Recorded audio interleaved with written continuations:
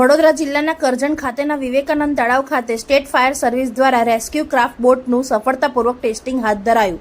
કરજણના જૂના બજાર સ્થિત વિવેકાનંદ તળાવ ખાતે ગુજરાત સ્ટેટ ફાયર સર્વિસ દ્વારા આપેલ રેસ્ક્યુ ક્રાફ્ટ બોટનું કરજણના station fire officer Shri Abhishek સાવંતના નેતૃત્વ હેઠળ સફળતાપૂર્વક ટેસ્ટિંગ કરવામાં આવ્યું।